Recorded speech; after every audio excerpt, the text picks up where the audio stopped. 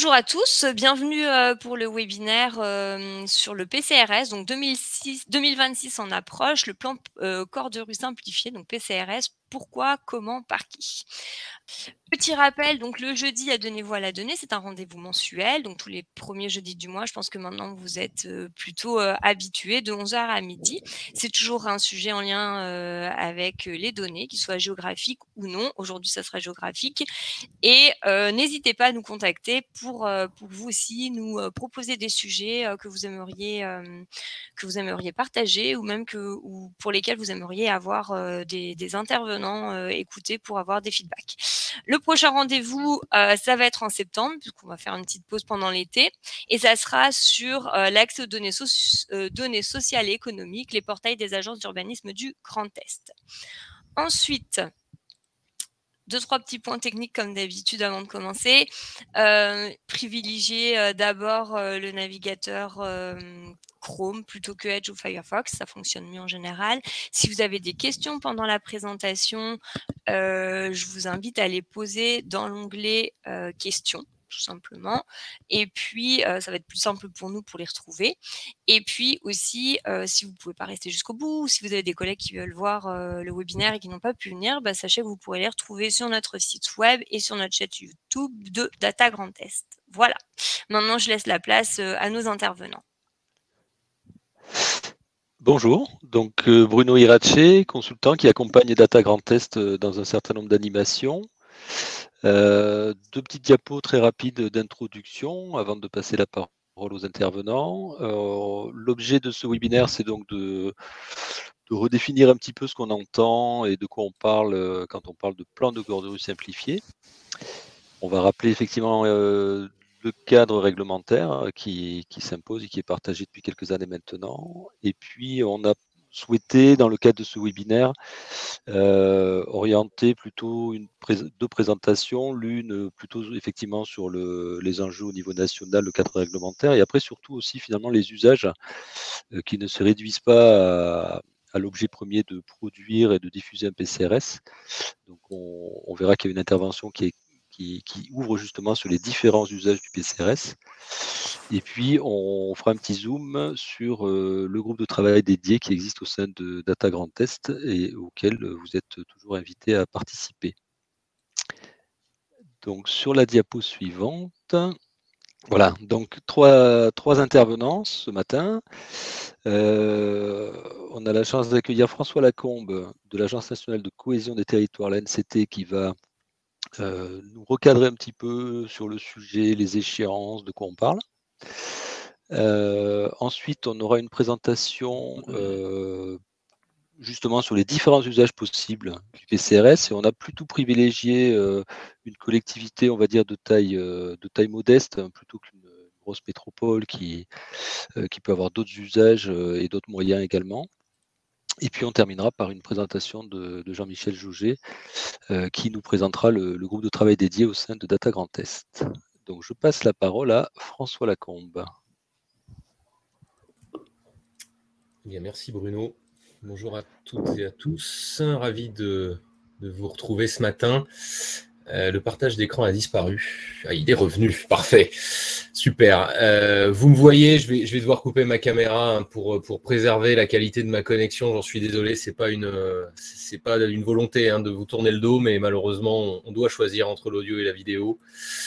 Donc avant de vous introduire vraiment le rôle de la NCT, j'ai souhaité ce matin faire un rappel, on va dire général, sur la nature du PCRS et expliquer en quoi c'était important, quels sont les acteurs, et puis après on ira un peu plus en avant dans l'initiative de la NCT et le suivi, ce qui permettra aux autres intervenants d'aller vers les usages et des choses un peu plus précises.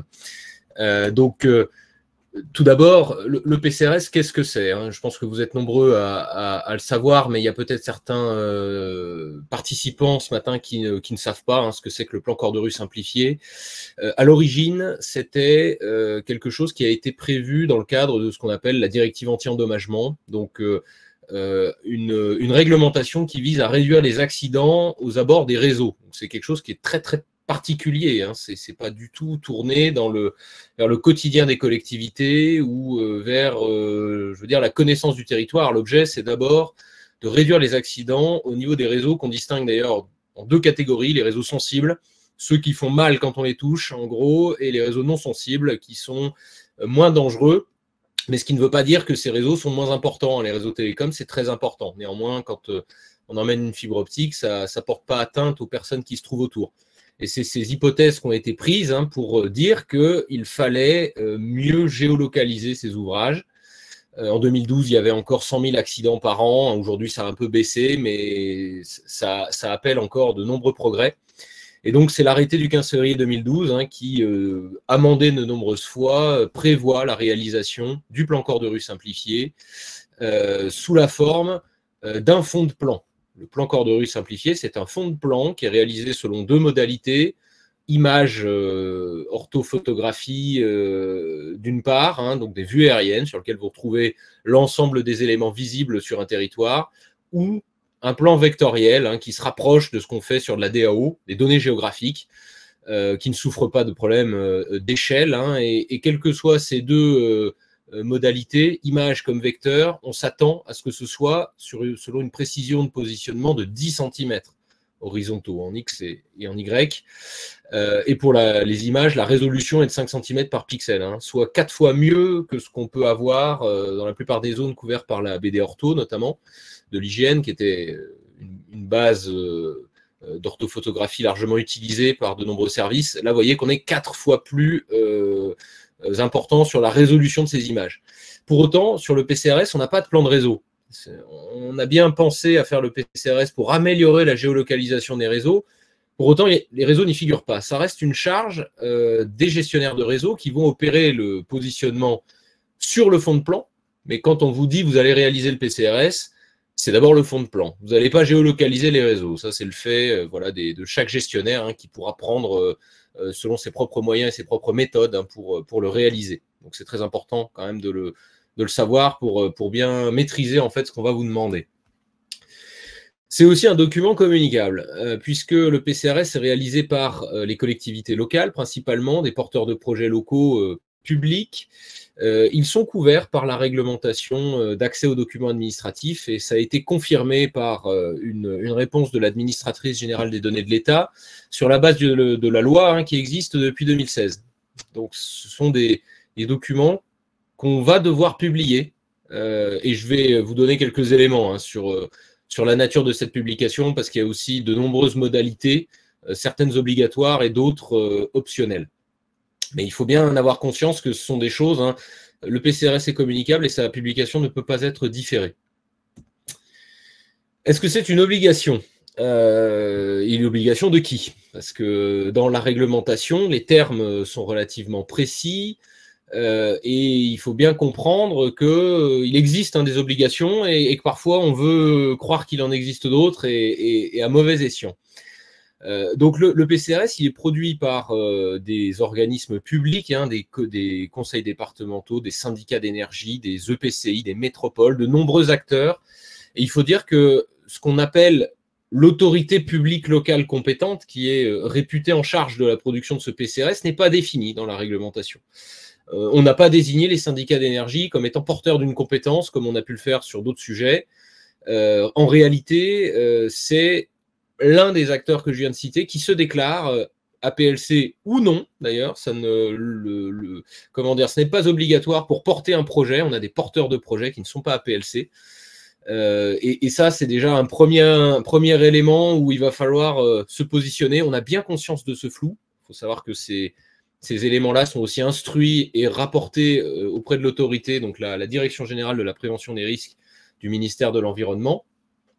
Mais donc, sous l'effet du flou de ce statut, ces porteurs de projets produisent le PCRS selon un agenda qui leur est propre et, contre toute attente, ne sont pas obligés de le faire d'ici 2026, malheureusement.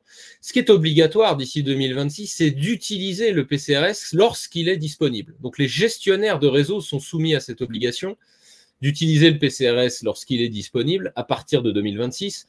Mais de toute façon, ils étaient obligés, ils pouvaient être en tout cas en besoin de le faire avant 2026, puisque le calendrier de géoréférencement des réseaux que j'ai évoqué au début commence dès 2020 pour les réseaux sensibles en zone urbaine. Il se poursuit en 2026 avec l'ensemble des réseaux en zone urbaine et les réseaux sensibles en zone rurale, puis l'ensemble des réseaux en zone urbaine comme en zone rurale en 2032.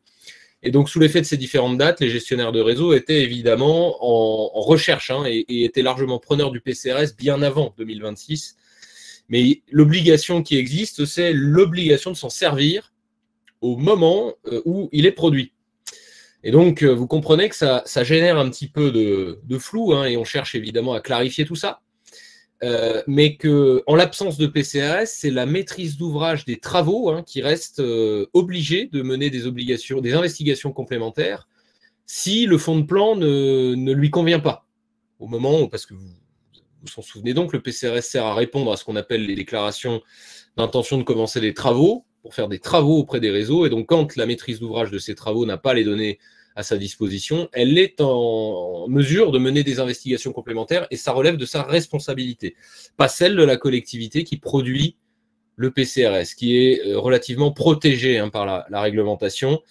C'est donc finalement une posture qui est de nécessité vis-à-vis d'autres usages du PCRS que la collectivité va être largement intéressée pour produire ce PCRS. C'est pas parce que c'est pas obligatoire que ça n'est pas utile ni nécessaire. La production du PCRS le plus rapidement possible est une vraie nécessité. Néanmoins, dans la réglementation, on ne trouve pas d'éléments qui soient de nature à les contraindre de le faire. Donc, il va falloir user d'autres leviers. Un dernier point sur les acteurs. Qui sont-ils ? Je mentionnais le porteur de projet local, donc de nombreux participants ce matin certainement, qui travaillent avec des prestataires pour cette production, des opérateurs de vol, des opérateurs de mobile mapping qui utilisent des dispositifs LIDAR dans la rue pour produire du vecteur, mais avec de nombreux autres acteurs. Parce que ces porteurs de projets locaux vont assurer la publication et éventuellement la diffusion de leur production d'abord auprès des gestionnaires de réseau qui sont, vous l'avez compris, obligés de se servir du PCRS en 2026, mais aussi d'autres utilisateurs, les services de secours, je vois qu'on en a quelques-uns ce matin dans la liste, les forces de l'ordre, les utilisateurs tiers, les acteurs du territoire, les occupants du domaine public, etc. etc.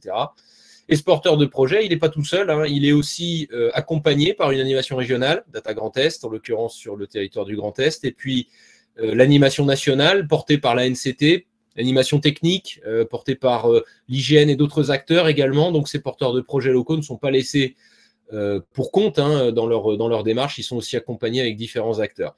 Et vous voyez que c'est un véritable écosystème qui se constitue autour de ces questions et qu'on a vocation aussi à uniformiser tout ça. On va en parler rapidement justement pour le rôle de la NCT dans tout ça et son initiative. D'abord l'équipe, donc une équipe de 7 personnes portée par Ariane Rose qui est intrapreneuse, qui représente la NCT, qui est membre de l'incubateur des territoires de la NCT, moi-même qui suis le chef de produit de la start-up d'État, Jérôme Desbeux, responsable technique, accompagné par Maxine et Guillaume, qui sont sur la partie technique, qui développent les outils. Je vais vous en présenter d'ailleurs un sur le suivi ce matin. Et également Magali et Rosen, qui sont chargés du déploiement et de l'animation. Donc vous voyez qu'on a des compétences qui sont réparties entre la technique et aussi l'accompagnement de nos interlocuteurs et en particulier les territoires. Notre initiative, elle se décline selon 3 axes, le suivi des projets, la documentation et l'animation, assortie notamment de l'investigation sur des usages, des réflexions aussi sur la sécurisation du financement national. Vous avez compris que c'est un sujet du fait de l'obligation de publication. Ça remet en cause certaines pratiques et il va falloir apporter des solutions sur le financement. Le suivi se caractérise, j'y reviendrai juste après, vous allez voir concrètement avec des outils sur lesquels les porteurs de projets peuvent publier tous les jours l'état de leurs différents projets. La documentation, ça se passe en ligne.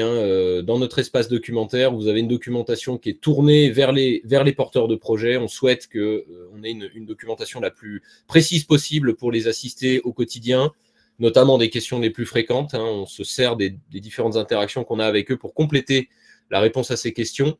Et puis l'animation au quotidien avec cette réponse aux interrogations, l'investigation des usages, l'animation du forum, etc. Vous pouvez d'ailleurs nous retrouver en ligne sur pcrs.betagouv.fr, par mail, sur nos réseaux sociaux et sur notre forum.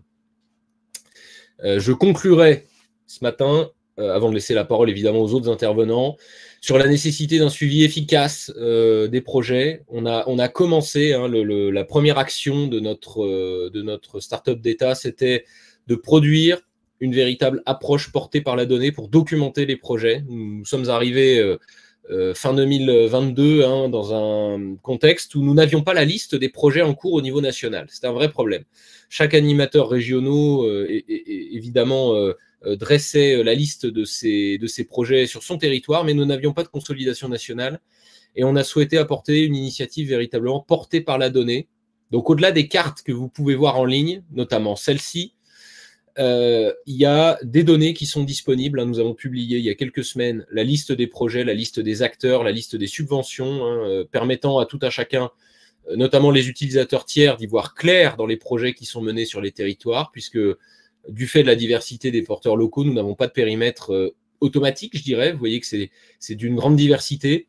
Donc, au-delà de la carte, on insiste pour que les données qui sont publiées et produites par les territoires, puisqu'ils ont l'accès à un formulaire et ce sont eux qui sont responsables de la déclaration de ces projets, on insiste pour que ces données soient réutilisées et que les cartes existantes soient mises à niveau sur la base de ces données, de sorte à ce que les cartes continuent d'exister, évidemment. Sur la visibilité d'un territoire, c'est important. Par contre, qu'on n'ait plus de différence en fait dans les informations présentées, notamment les périmètres géographiques. On a de grandes questions là-dessus, donc on vous invite à vous y intéresser. Les données sont disponibles sur Datagouv, vous cherchez PCRS sur Datagouv, vous avez accès aux fichiers. C'est disponible sur notre documentation également, je vous en redonnerai les liens si nécessaire. Mais donc, on vous invite à vous y intéresser dès maintenant, puisque c'est l'action des territoires eux-mêmes. La mise à jour de cette carte est opérée par les porteurs de projets. La NCT n'opère qu'un rôle d'exploitant, d'accompagnant, mais n'intervient presque plus dans la consolidation de cette carte que nous avions construite en rencontrant la plupart des porteurs de projets qui y sont représentés au départ. C'est grâce à Rosen et Magali notamment. Donc, on insiste pour que vous vous y penchiez. Voilà. Je pense que j'ai fait le tour. Vous avez certainement, il y a quelques questions qui sont dans le chat. Je vais voir pour y répondre sans forcément prendre le temps des autres intervenants. Mais vous avez les principaux éléments sur notre initiative. On vous invite à venir nous rencontrer si cela est nécessaire et on pourra vous donner les détails qui vous manquent à ce propos. Je vous remercie. Merci François. Alors, est-ce qu'on prend quelques questions, 2, 3 à l'oral, oui, si elles n'ont pas été posées sur le chat? Remercier Denis, l'aîné, dont la présence d'esprit n'aura pas échappé, qu'évidemment, oui, la précision s'exprime au carré. Donc, je disais 4 fois, c'est en réalité 16 fois si on fait le produit des dimensions x et y, c'est tout à fait vrai. Est-ce que quelqu'un veut se lancer dans une question? Oui, les liens, je vais les rappeler dans le chat. Je vais le faire là comme ça, mais on peut passer à la suite si on veut pas trop perdre de temps. Mais oui, je vais donner ces différents liens. Ok, donc je vous propose de passer à la présentation de Christophe Deis, si vous voulez bien. Très bien. Très bien, merci. Alors, est-ce que tout le monde m'entend déjà? C'est bon? Oui, très bien. Ok, très bien. Donc, en ce qui me concerne, donc, je vais parler des différents usages qu'on effectue avec ce PCRS. Donc, comme l'a dit François, il y a différents usages possibles au-delà de la sécurisation des réseaux. On ne peut pas rappeler ce que c'est un PCRS, il vient très bien de le faire. Juste rappeler qu'en Alsace, il y a 4 collectivités qui ont effectué un PSRS, donc avec des villes importantes à chaque fois, Strasbourg, Colmar, Haguenau. Haguenau, c'est 35 000 habitants rien qu'à elle, alors que pour nous, comme l'a dit Bruno avant, on est une Comcom de taille modeste, avec juste 2 petites villes centres de 3 500 habitants pour 26 000 habitants au total. Donc, ce qui montre bien la volonté de dynamisme sur notre territoire. Voilà, en termes d'habitants comparé aux 3 autres agglomérations, c'est quand même assez... c'est quand même une chose à mettre en avant, qu'un petit territoire comme nous soit déjà dans les clous et avec la volonté de l'utiliser pour pas mal de choses. Donc, on a fait le choix d'une orthophoto. afin d'avoir un visu sur l'ensemble des éléments qui composent notre territoire. On le verra après sur d'autres slides. Donc, voilà, comme on disait avant, le pixel 5 cm, voilà, qui est une résolution très précise, nous permet de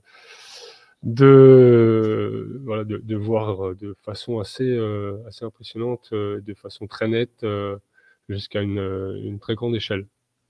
Donc, juste pour information, donc l'ortho a été réalisé en mars 2022 par l'Europe Vue du Ciel. Donc, c'est une période avec un couvert végétal peu important. Alors, certes, il y a plus d'ombre, voilà, il faut bien un plus et un moins, donc il y a un petit peu plus d'ombre qu'en été, mais le fait qu'il y ait un couvert végétal moins important nous permet de visualiser plus facilement les bordures, les routes, les autres éléments qui constituent la voirie, par exemple, ou même en forêt, ça nous permet de voir les chemins à travers les arbres sans problème. En tout cas, avec moins de problèmes que si la végétation était luxuriante, entre guillemets. Donc là, on a une photo, la photo aérienne de tout le territoire, donc qui nous permet de bien visualiser les différents éléments qui constituent notre territoire. Donc il y a, on va dire, trois entités, on va dire. Donc sur le tiers sud-est, on voit bien en clair ce qui était l'ancienne communauté de communes de Hanau. Donc un paysage vallonné, assez ouvert, avec juste quelques bois, donc qui fait partie de la plaine du Rhin. En grande partie, côté ouest, la partie la plus foncée, donc ce qui constitue un territoire sur lequel il y a les Vosges du Nord. Et ensuite, tout à l'ouest, une petite bande de quelques communes qui constituent déjà le début du plateau lorrain. Donc voilà, pour certaines cartes liées, par exemple, enfin demandées par exemple par l'Office de tourisme notamment, ou pour d'autres usages, voilà, c'est une carte l'ortho présentée comme ça peut être intéressante, et pour d'autres usages aussi, bien entendu. Donc là, à l'inverse, en zoomant très fortement, on voit pas mal de détails. Donc là, on est en zoom sur le bâtiment de la communauté de communes dans lequel je me trouve. Donc voilà, on voit bien les différents éléments, les bordures, on pourrait compter le nombre de marches de l'escalier, le nombre de tuiles. On a notre logo qui est sur le toit, qui avait été mis sur le toit. Donc c'est assez impressionnant et ça va nous servir. Voilà, une telle précision nous sert pour pas mal de choses. Donc, comme on l'a dit, donc, en lien avec la sécurisation des réseaux, qui est donc le titre de notre webinaire, il y a une cartographie de l'éclairage public qui est en train d'être réalisée, donc par géodétection, pour être dans les clous aussi au niveau de la classification en classe A. Donc, pour certaines communes, on est en retard, entre guillemets en retard, puisqu'il fallait le faire pour 2020. Donc là, l'image que vous avez sous les yeux, c'est la commune de Menshofen, qui a été détectée, dont les réseaux ont été détectés il y a maintenant 2 semaines. C'était la première commune à être détectée, on va dire, dont les réseaux ont été détectés. Et là, ils ont commencé l'opération cette semaine sur Ingwiller. Donc, à terme, l'ensemble du territoire sera réalisé. Les réseaux seront détectés en classe A d'ici à la fin de l'année, normalement fin de l'année ou au plus tard début d'année prochaine. Donc en gros, ça met à peu près 6 mois. Donc voilà, c'est un travail en cours et qui va prendre pas mal de temps donc. Et voilà, c'est ce qui nous permet d'être aussi dans les clous, quoi. Donc ça, c'est ce qu'on disait, la sécurisation des réseaux. Mais en ce qui nous concerne, on utilise l'orthophoto pour d'autres usages. Alors là, c'est un usage qui est spécifique à l'Alsace-Moselle. Donc je ne vais pas m'éterniser dessus parce qu'on n'est pas tous concernés, mais c'est quand même voilà, le renouvellement des baux de chasse qui me prend pas mal de temps depuis 2-3 mois maintenant. Donc, il fallait quand même que j'en parle un petit peu. Donc, on voit sur le haut de la capture d'écran, une zone verte, c'est la zone de chasse. En bas, la zone transparente, jaune transparente, c'est ce qui est catégorisé comme zone U. Et donc, la question était de savoir si on prenait en compte la zone entre les deux, les différents morceaux de parcelles ou non. Donc là, l'ortho a un rôle important, au contraire d'un PCRS vecteur sur lequel on ne pourrait pas voir ça. Là, on voit très bien que cette zone entre deux, ce sont des jardins, en fait, l'arrière des jardins. Enfin, l'arrière des propriétés, plutôt, qui sont donc les jardins des propriétés. Donc, du coup, c'est ce qui nous permet, en voyant ça, de ne pas inclure ces morceaux de parcelles dans la zone de chasse. Voilà. On ne va pas faire aller les chasseurs dans les jardins, au niveau des piscines ou autres, des différents habitants. Donc ça, c'est calé avec les secrétaires, avec les maires, directement en commune. Voilà, et l'ortho, voilà, on nous permet effectivement de voir précisément à la fois où on se situe et quel terrain de quel terrain on parle, afin de bien délimiter la zone de chasse, qui est quand même un sujet important pour les communes actuellement, puisqu'elle leur permet quand même de rentrer pas mal d'argent dans le cas d'une rétribution des propriétaires à la commune de l'allocation. Donc ça, c'est ce qui prend pas mal de temps. Donc là, l'ortho est totalement nécessaire, on va dire. Voilà. Là, avec un PCRS vecteur, on ne pourrait pas voir ça. Donc ça, c'est un usage important en ce moment. Ensuite, autre sujet sur lequel je travaille aussi depuis l'année dernière, c'est la cartographie de la voirie classée. Donc là, il y a un jeu de couleurs pour différencier les catégories de voirie classée. Et là où l'ortho est importante et intéressante à voir, c'est qu'en zoomant exactement de façon très, très proche du sol, les élus, les secrétaires qui connaissent parfaitement leur commune peuvent voir facilement où nous sommes. Il n'y a pas besoin de faire le lien, enfin, des allers-retours entre un vecteur et Street View, par exemple. Voilà. Ils savent, les élus savent très bien où on se situe à chaque fois. Donc voilà, c'est quelque chose qui permet d'aller plus vite dans les opérations et dans les classifications, dans les délimitations de rues. Voilà, le fait d'avoir une précision de cette ampleur-là. Et sur la petite image en bas à droite, on voit bien par exemple le panneau d'entrée d'agglomération, ce qui nous permet de délimiter la RD entre la RD en agglo et hors agglo. Voilà, vu qu'après, ce ne sont pas les mêmes personnes qui gèrent les travaux de chaussée, suivant que ce soit en agglo ou hors agglo. Donc voilà, c'est des éléments comme ça qui nous permettent d'être vraiment très précis. Donc il y a aussi la délimitation de l'état des voiries. Donc là c'est pareil, toujours avec les élus, en lien avec les élus, on peut sans se déplacer sur le terrain, voilà, mettre un début et une fin de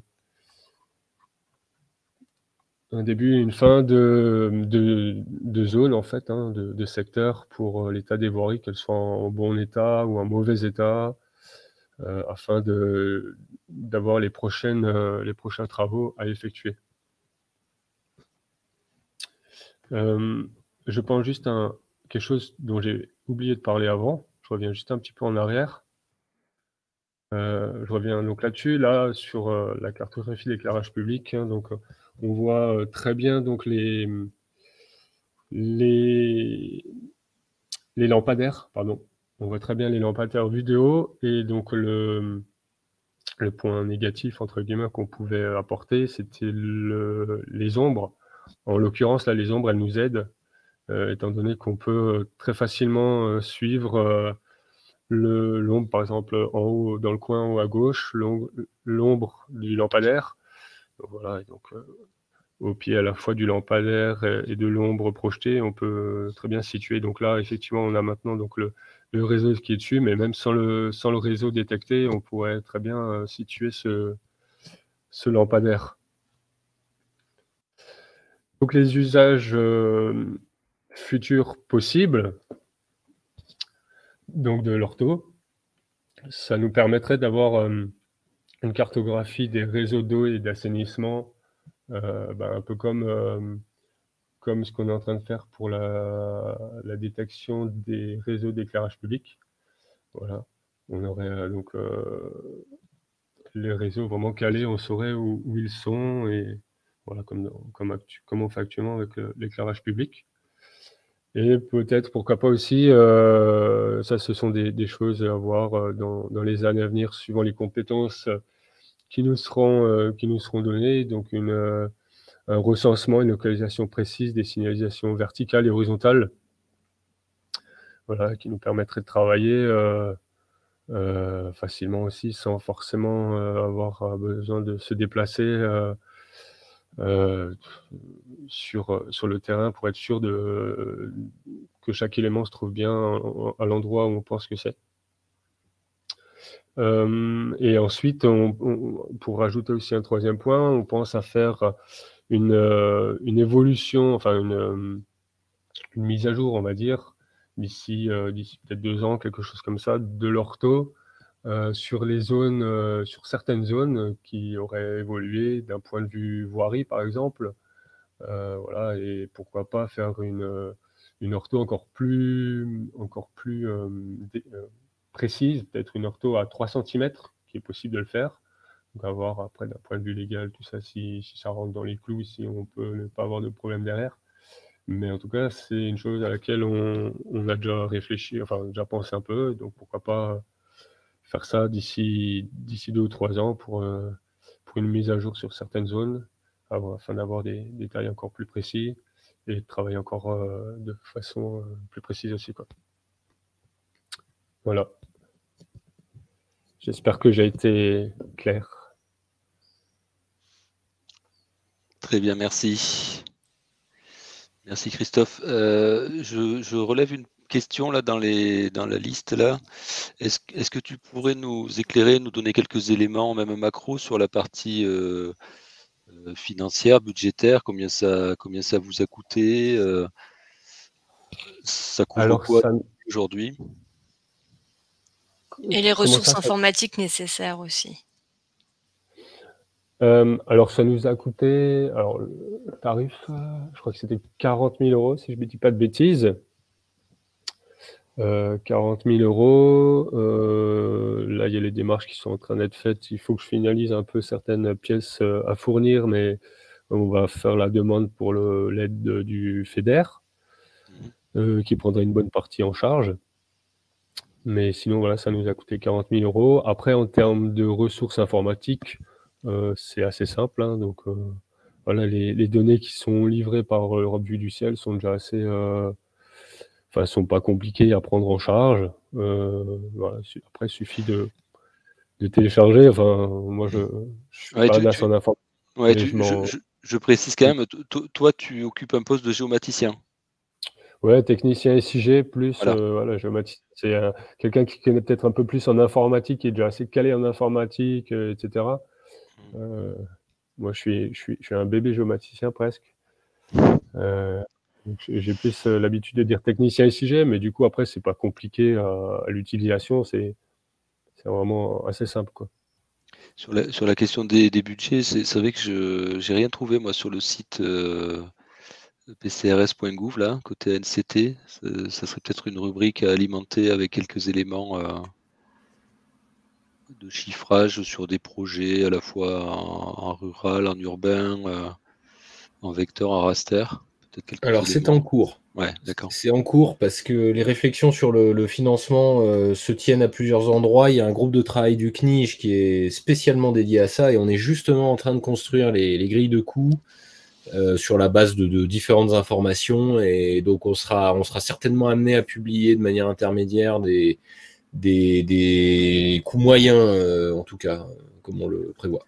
Parce que les coûts, c'est quand même compliqué. On peut avoir des coûts suivant le type de PCRS qu'on fait. Il y a quand même plusieurs types de PCRS. Bien sûr. Il y a plusieurs surfaces qu'on peut faire, suivant si on fait sur une agglomération ou une Comcom ou bien sur un département. Les coûts sont quand même pas tout à fait pareils. Donc, c'est vraiment des fourchettes qui vont être larges.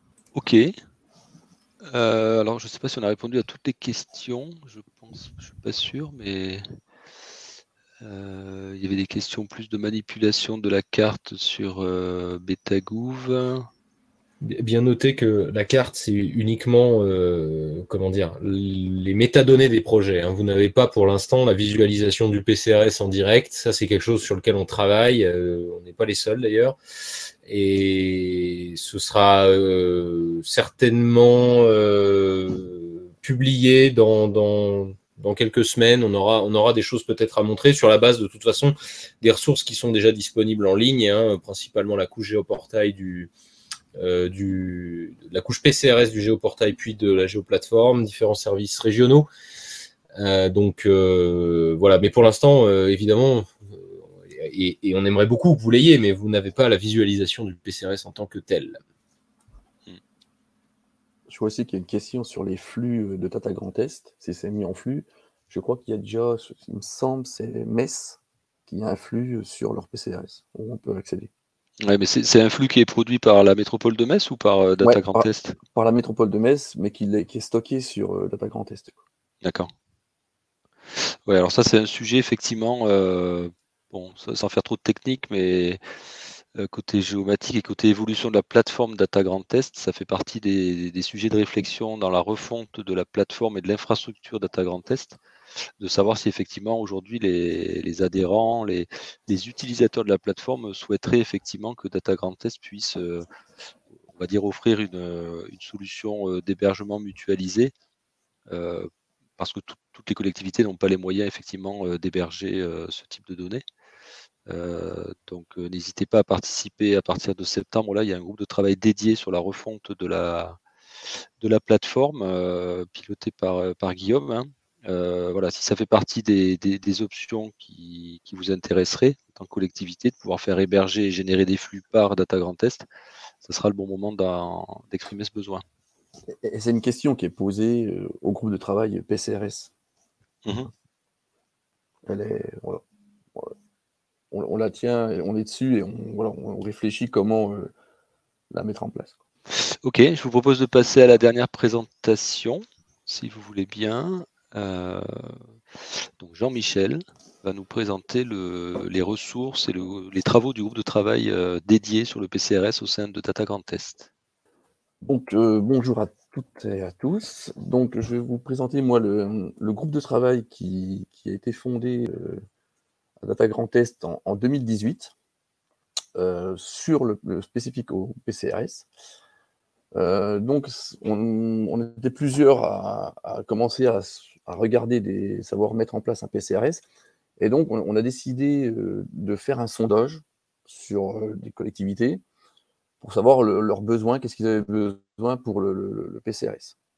Donc, de ce sondage qui a été fait, on s'est dit qu'il faudrait commencer déjà par savoir quoi faire quand on se lance dans un PCRS, et puis faire un état des lieux de savoir qui avait déjà pris des initiatives pour faire un PCRS. Et on s'est dit, ça serait bien que ce groupe de travail fasse aussi du partage d'expérience, parce qu'il y en a qui étaient déjà avancés, des autres pas du tout. Et surtout de la mise en relation. On s'est dit, ça serait quand même pas mal, au moins, il y a des cahiers des charges qui peuvent être faits, ou des expériences qui ont déjà été vécues, on pourrait mettre en commun. Donc en 2019, on a décidé de faire une journée d'animation régionale sur le thème spécifique du PCRS, où là, il y a eu plusieurs intervenants, aussi bien publics que privés, aussi bien sur des thèmes sur la réglementation ou sur les techniques d'acquisition du PCRS. Et aussi des échanges et des témoignages de plusieurs collectivités. Donc le groupe de travail a un animateur de Data Grand Est, un consultant, et puis 2 copilotes, le chef de service SIG de Thionville, et puis moi-même, DSI du SDED 52. C'est le syndicat départemental d'énergie et des déchets de Haute-Marne. En général, on est entre 15 et 20 personnes, aussi bien des personnes, des gestionnaires de réseaux privés publics, et aussi des producteurs de données. Et donc, en général, on arrive à faire 2 réunions par an. Souvent, on organise un tour de table de chaque personne qui sont présents pour savoir où ils en sont dans leur PCRS. Et on parle, on en a parlé là, du stockage, savoir comment pouvoir organiser le stockage pour tout le monde, la diffusion, s'il fallait le diffuser ou pas, qui pourrait l'héberger, et les financements, les méthodes d'acquisition. Enfin, on fait on va dire tout ce qui est autre que pour répondre au TDCT. On s'est dit ça serait quand même pas mal d'élargir un petit peu les possibilités avec le PCRS. Et surtout le retour d'expérience et les échanges de cahiers des charges ou de savoir les coûts que chacun avait pour qu'on puisse prévoir des budgets. Alors le groupe de travail va surtout sur 3 thèmes qui sont l'animation, les techniques d'acquisition du PCRS, le pilotage et le financement aussi, parce que c'est important, c'est quand même des coûts importants, donc c'est important de savoir comment le financer. Donc tout ce qui est animation, donc on a dit qu'on faisait 2 fois par an des groupes, enfin une réunion, souvent en visio, donc c'est facile à accéder. On a fait une plaquette, j'en parlerai un petit peu plus tard. On regarde aussi comment on peut savoir qui est en avance ou en retard sur le PCRS dans la région.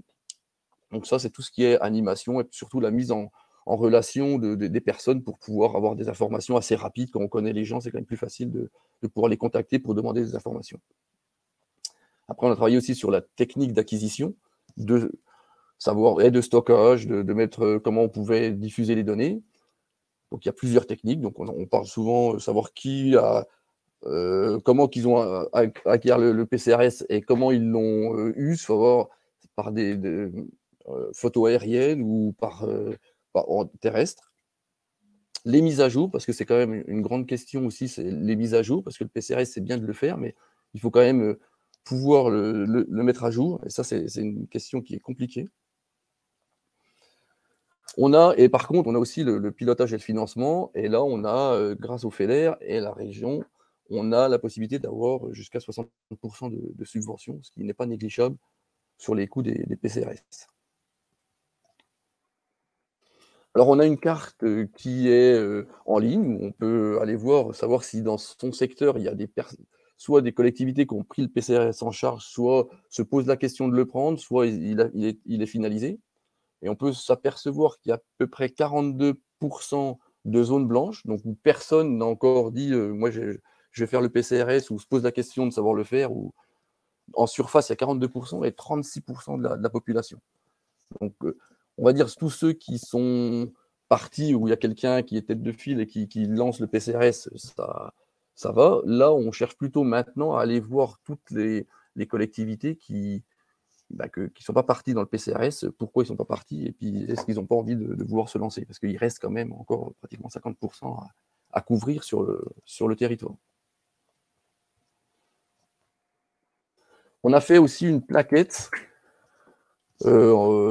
surtout à destination des décideurs, alors en mettant un petit peu les coûts dessus. On peut voir qu'il y a un peu des coûts, on a savoir les techniques d'acquisition, on a essayé de prendre aussi des témoignages d'élus, d'Enedis, et puis d'un responsable SIG, pour pouvoir en fait prendre une décision et pouvoir dire à quoi ça va servir le PCRS, et puis combien ça va nous coûter, et puis qui s'est déjà lancé dans le PCRS et a pu en tirer des avantages. Donc il y a une plaquette, elle est téléchargeable en ligne, vous pouvez aller la télécharger et puis visualiser un petit peu toutes les informations qui sont dessus. Par contre, on a aussi forcément l'aide au financement, que j'ai dit tout à l'heure à 60% par rapport au FEDER. Il y a déjà eu un webinaire qui est en replay, vous pourriez aller le voir si vous ne l'avez pas vu, où il y a 2 témoignages sur leur PCRS avec la participation du FEDER.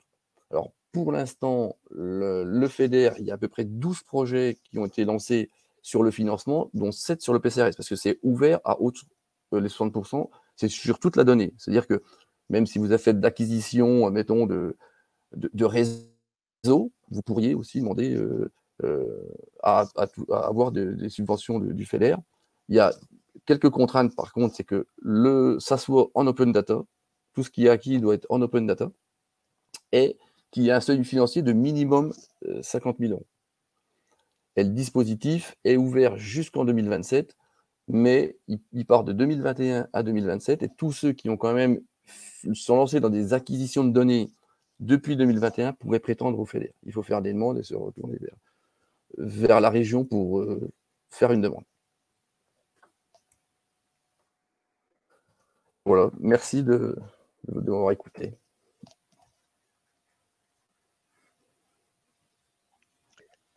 Merci Jean-Michel. Vous m'entendez toujours bien? Oui, parce que ouais, j'entends. Très bien.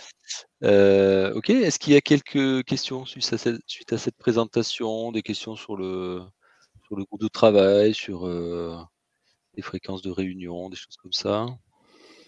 Alors, ouais, en général, on se réunit 2 fois par an, minimum. Alors, c'est vrai que au début, c'était un petit peu plus, on va dire un peu plus, parce que c'était vraiment au lancement, et maintenant, tous ceux qui sont quand même partis, à part sur la discussion des mises à jour, voilà, on est moins, on va dire, avoir envie d'avoir des informations. Par contre, ce qu'on essaye de chercher maintenant, c'est tous ceux qui ne sont pas partis sur le PCRS. Donc, toutes les collectivités qui sont là et qui se posent des questions, surtout n'hésitez pas à venir sur le groupe de travail pour pouvoir nous demander des informations. Ouais. Et tous les travaux, les réunions, les présentations sont accessibles dans le groupe de travail dédié sur le site Data Grand Test. Hein. Ouais, sur la page Data Grand Test, il y a une page spécifique PCRS, et dedans, on a toutes les comptes rendus de réunion et tout ce qu'on fait sur ces groupes de travail, le groupe de travail PCRS. Quoi. Alors, je vois une question de Christophe Schiltz. Qui animera le groupe de travail PCRS? On est en recrutement. Ouais, voilà. Pour l'instant, il y avait une ancienne personne qui s'occupait de ce groupe-là qui est partie. Antoine, à qui on fait coucou, puisqu'il est présent avec nous aujourd'hui. Coucou Antoine. Peut-être dire que selon ce qu'on s'est dit ce matin, à la fois d'après mon introduction et puis les illustrations sur les usages qu'on a vus avec les 2 autres intervenants, c'est que les collectivités qui restent à convaincre pour se lancer sur le PCRS, il faudra sûrement les aborder en essayant de faire correspondre d'éventuels besoins qu'ils auraient dans leur service avec le potentiel permis par le PCRS, ce qui n'est pas assez fait, je pense, aujourd'hui. On a surtout abordé le PCRS jusqu'à maintenant comme étant le fond de plan pour les gestionnaires de réseau. Donc nous, on voit des collectivités qui nous répondent, écoutez, nous, en fait, on n'est pas intéressé par ça. Si c'est l'usage des gestionnaires de réseau, c'est à eux de s'y lancer. Je pense qu'il y a un souci de communication, voilà, autour de ça, et l'investigation sur les usages à tous les niveaux, hein, comme vous l'avez fait, comme nous le faisons, peut largement contribuer à changer, à mon avis, l'image du PCRS, hein, comme étant aujourd'hui quelque chose d'extrêmement spécifique, alors qu'au contraire, ça peut être très utile. Je vois qu'il n'y a qu'une question, comment on communique. Sur la page Data Grand Test, il y a nos messageries ou nos numéros ou co-animateurs. Autrement, si on veut parler à tout le groupe, il est à l'écran, c'est pcrs@datagrandtest.fr, et là, ça envoie un mail à tous les participants du groupe de travail. Alors, là, je vois qu'il y a une question sur un flux. Pour l'instant, à part MES qui aurait, je pense, mis sur Data Grand Test, pour l'instant, il n'y a pas d'autres flux qui sont en ligne pour pouvoir récupérer le PCRS.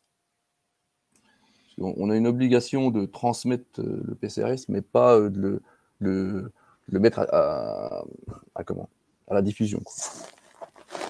Exactement.